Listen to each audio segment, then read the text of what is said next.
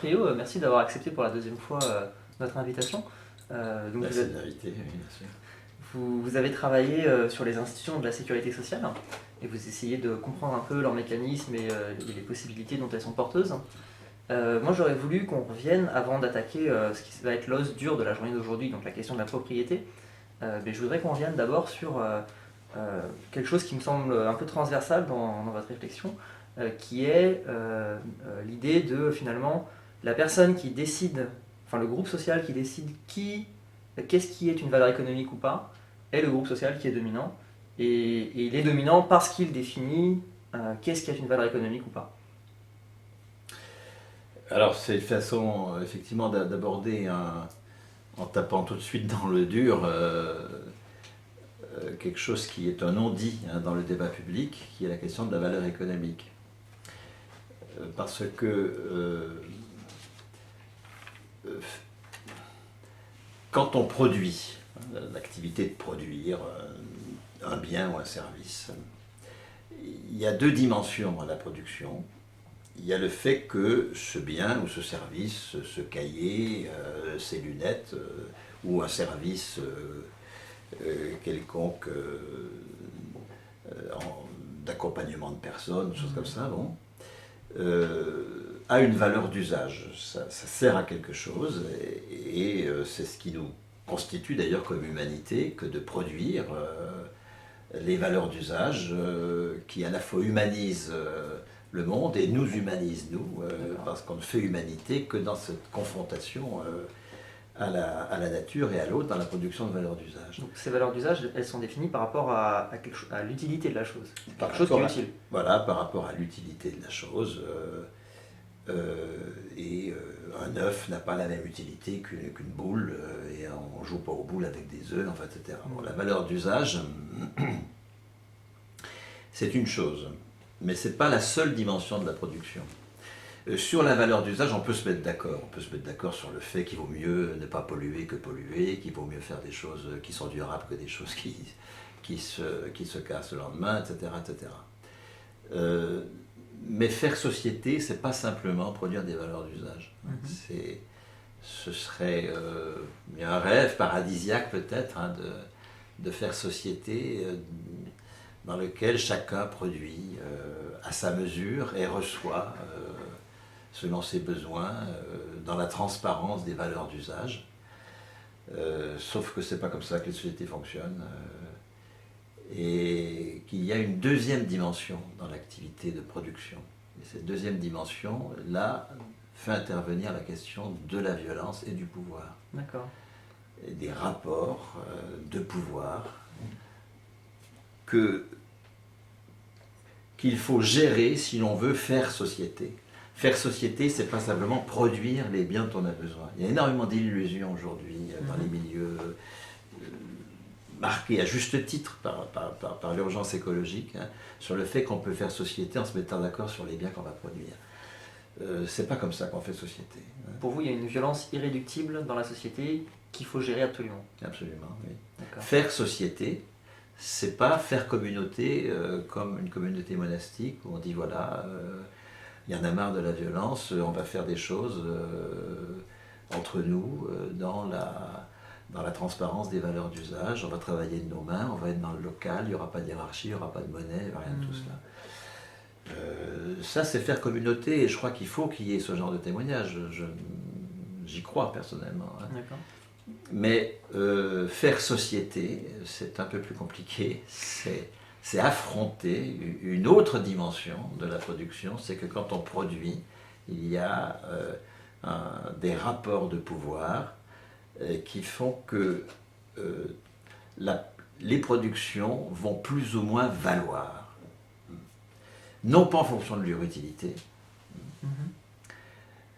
mais en fonction de rapports de pouvoir qui vont conduire à ce que, par exemple, le ramassage des ordures,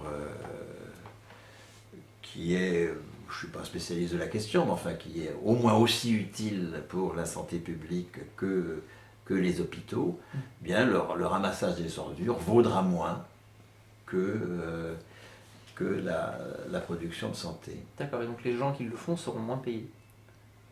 Ils seront moins payés. Mais cet exemple-là, je le prends pour faire image. Hein, ça ne distingue pas d'abord des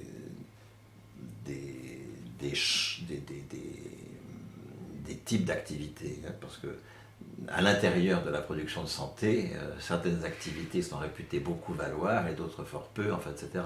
Ça vaut à l'infini cette affaire. Hein. Là, on est plus dans la valeur d'usage de ce que l'on produit, hein, mais dans la valeur économique de ce qu'on produit, parce que la valeur va être exprimée dans un champ qui s'est progressivement autonomisé du champ religieux, du champ des relations de famille, des relations de parenté, et qui est l'économie. Et la valeur économique, c'est précisément l'expression des rapports de pouvoir dans la production des biens. Et faire société, c'est instituer ces rapports de pouvoir et en même temps être travaillé par les conflits inévitables que ces rapports génèrent. Et Marx va analyser ça en termes de lutte de classe. Et je pense que c'est extrêmement opérationnel que d'analyser, prenons par exemple les conflits actuels autour des intermittents du spectacle, autour de la retraite, enfin pour prendre des choses qui sont dans mon champ de recherche, autour du financement des allocations familiales, enfin des choses comme ça. Montrer que ce qui est en jeu dans ces conflits-là, c'est la question de la valeur que l'on attribue à la production, et donc la question du travail, parce que pour être bien d'accord sur les mots, on va réserver le mot travail à l'activité qui non seulement produit des valeurs d'usage, mais est aussi réputée produire de la valeur économique. D'accord. Je dis réputée parce que nous sommes bien c'est une attribution, c'est pas quelque chose en soi. Oui, on n'est pas du tout dans l'ordre de la nature, on est dans l'ordre des rapports sociaux, hein, et de conventions qui naissent de ces rapports sociaux. La valeur économique, donc, est en général tabou, hein, ou plus exactement, il est en général naturalisé, justement. D'accord, donc on explique que c'est comme ça parce que finalement ça a toujours été comme ça, ou que c'est parce que tel groupe social est plus méritant, ou... Bien, on va expliquer par exemple que si les intermittents du spectacle veulent être reconnus comme travaillant entre deux cachets, il faut qu'ils aient un employeur. D'accord. Il faut que ce soit les entreprises culturelles qui salarient à temps plein ces personnels, parce qu'on ne peut pas travailler sans employeur. D'accord, ça c'est la doxa capitaliste. C'est la doxa capitaliste, mais qui est précisément présentée comme naturelle. Hein. Ce que l'on appelle travail va être identifié. C'est donc ce à quoi être attribué valeur, hein, si on réserve le mot travail à la production qui a valeur économique, appelant activité la totalité de ce que nous faisons qui produit des valeurs d'usage, hein, et le travail une portion de l'activité, celle qui est réputée produire de la valeur économique, mais on va identifier travail et emploi. Hein. D'accord. On va dire quelqu'un qui n'a pas d'emploi ne travaille pas. Hein. On va dire quelqu'un qui n'a pas d'emploi va dire je cherche du travail. Hein. T'as trouvé du travail? T'as trouvé du travail, ça veut pas dire t'as produit des valeurs d'usage, c'est pas ça que ça veut dire. Hein. T'as trouvé du travail, ça veut dire est-ce que tu as trouvé un employeur qui t'embauche. Hein. Donc le travail, qui est une réalité définie par la lutte de classe. Hein. Est-ce que comme retraité je travaille par exemple? Beaucoup de gens considèrent que non. Non, voilà. Hein. C'est la lutte de classe qui en décidera. Hein. C'est ça qui en décidera. Hein. Est-ce que la seconde journée des femmes, c'est du travail? Est-ce que, etc. D'accord. Est-ce que l'éducation des enfants, c'est du travail? Est-ce que, etc. La naturalisation qu'opère le capitalisme, qu'opère toute classe dirigeante, au demeurant, hein, c'est d'identifier le travail avec la pratique qu'il en a imposée progressivement par une longue création institutionnelle. Tout ça, ça se passe par des institutions. C'est pas que dans les têtes, hein, le fait de dire j'ai pas trouvé de travail. Hein, oui, parce qu'effectivement, si on n'a pas d'emploi ou de travail, enfin, concrètement, on est complètement dominé socialement et c'est tragique. Oui, bien sûr.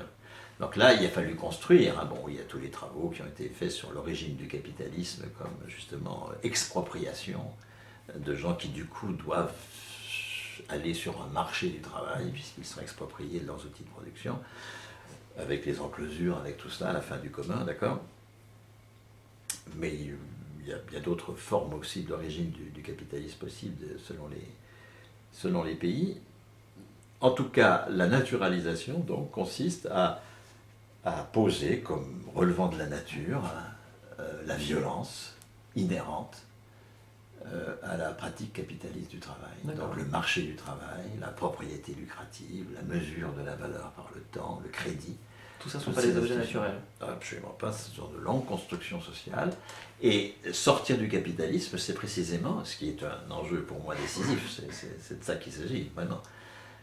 Sortir du capitalisme, c'est instituer, mais la classe capitaliste a mis 5 siècles pour instituer ses institutions, sa pratique du travail, donc ce sera long aussi.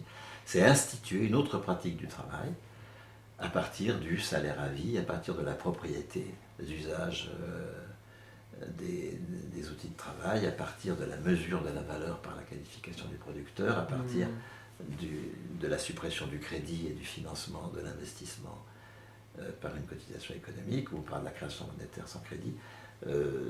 Ça, c'est une longue institution qui va prendre, on va dire, des décennies pour pas trop se décourager. Trop pessimiste.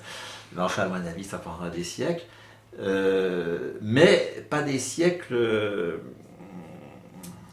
à même allure. Hein. Si on prend le XXe siècle, bon, en matière de droits sociaux, il y a 36, il y a 45, 46. C'est-à-dire qu'il y a des moments où les choses s'accélèrent. Hein. Il y a une mobilisation populaire.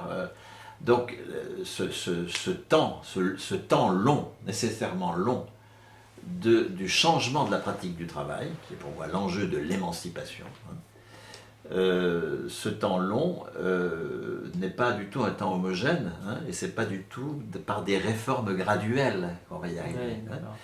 C'est un temps qui est forcément marqué par la violence, puisque la valeur économique, et donc ce que nous appelons travail, hein, c'est l'expression de la façon dont on gère la violence, hein, dans la société. Donc penser que ça sera sans violence, c'est une illusion, bien sûr, hein, mais c'est une violence qui n'est jamais que la réponse à la... Enfin, c'est pas la réponse à la... Penser que ça sera sans violence, ça veut dire qu'il va falloir qu'il y ait des émeutes, qu'il y ait des soulèvements. Non, moi je ne préjuge pas de la façon dont les choses se font, mais si on prend ces 2 temps que j'ai évoqués comme des temps de conquête, de mise en place d'institutions nouvelles, pas forcément de mise en place, mais le fait d'assumer de façon populaire des institutions qui pouvaient être patronales au départ. La cotisation, c'est patronal au départ. Hein. Mais ça devient réassumé de manière populaire contre ceux mêmes qui l'avaient initié au départ. Ces moments-là, c'est des moments, si on prend, mettons, la période 44-46, qui est le moment sans doute la plus féconde du XXe siècle dans beaucoup des pays qui ont été engagés dans la Seconde Guerre mondiale, en tout cas, sous des formes très diverses. Hein. Le film de Ken Loach, le magnifique film de Ken Loach de l'an dernier, L'Esprit de 45, qui a été complètement censuré. Hein. Et Ken Loach, pourtant, c'est pas le premier venu. Normalement, on en parle quand il sort un film. Hein. Voilà, un film absolument censuré. Je ne sais pas si vous avez même entendu parler de ce film. Bon. C'est son film de l'an dernier. Il en a bien présenté un à Cannes, là, je ne sais plus comment il s'appelle, dont on a beaucoup parlé d'ailleurs, parce qu'on parle de Ken Loach, mais pas de ça, pas de celui-là. Donc l'Esprit de 45 montre très bien comment le peuple anglais se investit des institutions et change leur sens, ou on crée de nouvelles. Bon, et ça, c'est à ne pas dire, parce qu'il faut précisément rester toujours dans la naturalisation ahistorique des choses. Hein. Il n'y a pas d'histoire. Hein. La classe dirigeante prétend qu'il n'y a pas d'histoire, hein, de toute façon. C'est-à-dire qu'on ne peut pas changer la pratique du travail. Mais si on prend donc cette période-là, pour la France par exemple, c'est une période où, ma foi, les uns ont dans le dos les fusils des autres. Oui, on a un parti communiste qui est à 40%, qui est armé jusqu'aux dents. 30%, oui. Mais enfin, c'est beaucoup, effectivement. On a une CGT très organisée, on a une droite défaite du fait de la collaboration, on n'a pas de gouvernement, que provisoire, pas de constitution, qu'en train d'être débattu. C'est des temps qui rendent possible du nouveau. Hein. Après, les choses se figent. Pour le meilleur et pour le pire, c'est-à-dire que ce qui s'est créé, là, où les caisses de sécurité sociale, ma foi, ça s'est figé au point que ça résiste. Depuis 30 ans, les réformateurs sont en la manœuvre, et pourtant, on a la part de la cotisation sociale dans le PIB n'a pas diminué, le nombre de fonctionnaires, si on prend la fonction publique comme également quelque chose de très novateur, qui est né en 46, enfin pas né en 46, mais qui s'institue avec le statut de 46, le nombre de fonctionnaires n'a pas diminué, il a continué à augmenter, enfin, etc. Donc ces institutions-là sont très solides. C'est pour ça que l'enjeu, c'est d'instituer une alternative, instituer le salaire à vie. Hein. C'est une alternative qui aujourd'hui peut-être est assez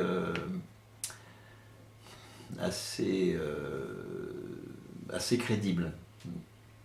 Alors, à condition d'évacuer les illusions du revenu de base, et la fausse piste du revenu de base, mais à partir même de l'aspiration au revenu de base, ce qu'elle signifie comme aspiration à avoir des ressources qui ne sont pas liées au marché du travail. Juste sur le revenu de base, pourquoi est-ce que vous nous dites d'évacuer l'illusion du revenu de base, ça serait quand même pas si mal que ça, quand même, que tous les citoyens aient un revenu de base et ça permettrait de traiter la pauvreté, ça serait quand même pas néfaste. Oui, non, mais mon ambition n'est pas de traiter la pauvreté. Hein. Nous ne sommes pas des êtres de besoin qui doivent avoir accès à la satisfaction de nos besoins. Ça, c'est l'anthropologie misérable dans laquelle le capital nous laisse, justement. Hein. Ça fait partie aussi, justement, de la naturalisation qu'opère le capitalisme. Dans la violence économique telle que le capitalisme la met en place, et qui est déjà une euphémisation, c'est un progrès, le capitalisme, considérable. Par rapport à une société féodale, par exemple. Par rapport à une société féodale, par rapport à une société esclavagiste, par rapport à une société de caste, par rapport à une société où tout le pouvoir est au pouvoir symbolique des prêtres, enfin, ou ceux qui tiennent la fonction de prêtre, etc. etc. Bien. Cette espèce d'autonomisation de la valeur économique en l'attribuant au travail et non pas au fait qu'on chante la gloire de Dieu ou qu'on est fidèle à un seigneur, je ne sais pas quoi, c'est déjà un énorme progrès. Hein. Donc, mais alors, dans la violence, dans les formes instituées de violence qu'est la valeur économique dans le capitalisme, il y a une réduction anthropologique majeure. Hein. Nous sommes niés comme producteurs de valeur économique. Hein. Nous sommes niés comme et le revenu de base continuerait de nous nier comme producteurs de valeur. Parce que alors oui et non. Hein. C'est-à-dire que oui, fondamentalement parce que il repose toujours sur des thématiques de chacun doit pouvoir satisfaire ses besoins sans sans passer par le marché du travail. C'est-à-dire qu'on pose comme substrat du revenu la satisfaction du besoin. Ce qui est précisément la mutilation anthropologique qu'opère le capitalisme, qui fait de nous des êtres de besoin. Comme il nous nie comme producteurs de valeur économique, il nous pose comme des forces de travail, puisque nous ne sommes pas propriétaires de l'outil de production, sinon que nous voulons être reconnus indirectement comme produisant de la valeur, qui sera toujours indirect. Il faut qu'on aille se soumettre à un propriétaire qui va nous embaucher et nous payer en tant que quoi? En tant qu'ayant des besoins, précisément. Hein. Il va satisfaire nos besoins pour que demain on soit encore au boulot. Hein. Et le maître mot du capital, c'est pouvoir d'achat. Hein. Voilà, chacun doit avoir un pouvoir d'achat qui lui permette de reproduire la force de travail qu'il va présenter à nouveau demain sur le marché du travail. C'est une réduction anthropologique invraisemblable. Enfin, moi, je ne suis pas un être de besoin. Je suis un créateur. Je participe à la production de l'humanité. Et je dois être la pratique de la valeur économique doit me poser comme telle. Et donc, ce n'est pas de revenus de base que j'ai besoin pour satisfaire mes besoins. Non, moi, je ne peux pas me définir comme ça. Hein. Je dois être reconnu par un droit politique qui est en germe en ce moment. Enfin, je crois que là, il ne faudra peut-être pas des siècles pour ça, peut-être que des décennies vont suffire. Hein, parce qu'il y a déjà des anticipations intéressantes. Je dois être reconnu par un droit politique au salaire qui me pose, puisque le salaire c'est l'expression de la valeur économique, qui me pose comme le souverain sur la valeur économique. C'est pour ça que tu as un droit politique. Ça ne dépend pas de la façon dont je travaille, ça ne dépend, non, c'est inconditionnel, inaliénable, c'est un droit politique. Je trouve ça infiniment plus fort que le pauvret. C'est un changement de référentiel complet. Oui, parce que le pauvret revenu de base, il ne met pas en cause le marché du travail. Il le qualifie négativement, ce qui est déjà pas mal, hein, parce qu'il y a encore beaucoup de gens qui aspirent à aller sur le marché du travail. Il y a beaucoup de gens qui n'ont pas le choix aussi. Qui se valorisent par la place qu'ils ont sur le marché du travail, qui s'identifient à leur emploi, enfin, etc. Bon. Mais je dis à leur emploi, je ne parle pas à leur activité. Mais le fait qu'ils sont cadres, le fait qu'ils gagnent tant, le fait, etc. Donc c'est déjà pas mal, bien sûr, de démystifier le marché du travail. Mais en même temps, le projet n'est pas de le supprimer. Le projet, c'est de pouvoir s'en passer en distribuant à tout le monde, enfin dans les projets les plus forts, 1 000 € par mois. Moi, je ne vois pas comment on peut se passer le marché du travail avec 1 000 € par mois, mais enfin, admettons, dans la frugalité absolue, d'accord, et en allant dans des endroits où on peut se loger pour pas cher, enfin, etc. Bon, mais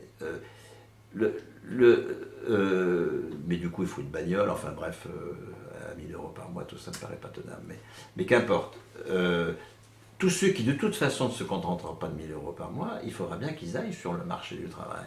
Donc on a un dispositif qui n'est pas un dispositif à la hauteur de la sortie du capitalisme. Hein. Alors qu'avec le statut de la fonction publique, où il y a un salaire à vie, avec la cotisation qui finance des retraites comme salaire à vie à partir de 60 ans, c'est beaucoup trop tard, mais enfin c'est déjà quand même un acquis, avec des anticipations même